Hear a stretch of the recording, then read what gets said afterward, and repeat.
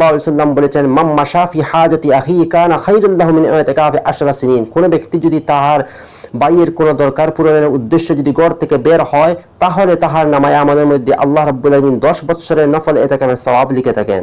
ওয়া মান ইতাকাফা ইয়াওমান ইবতিগা ওয়াজহিল্লাহি আযজা ওয়া জাল্লা জাআলা আল্লাহু বাইনাহু বাইনান নারি সালাসা খানাদিক। এবং কোন ব্যক্তি যদি আল্লাহর সন্তুষ্টি অর্জনের জন্য একদিনের ইতিকাফ করে, অর্থাৎ একদিনে সম্পূর্ণ ইতিকাফ করে থাকে, তাহলে তাহার ওই ব্যক্তি এবং জাহান্নামের মধ্যে 3টা সুড়ঙ্গ আল্লাহ রাব্বুল আলামিন করে দিবেন।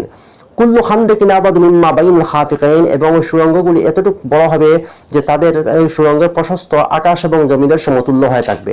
এখন আসুন, রমজানের শেষের 10 দিন ইতিকাফ করা হচ্ছে সুন্নতে মুআক্কাদা আল কিফায়া, যেটা ফতোয়া আলমগীর মধ্যে উল্লেখ করা হয়েছে। সুন্নতে মুআক্কাদা আল কিফায়া এর অর্থ হচ্ছে, একটা এলাকার মধ্যে থেকে যদি যে কোনো একটি মসজিদের মধ্যে একজন ব্যক্তি যদি ইতিকাফ করে নেয়, তাহলে সমস্ত এলাকা থেকে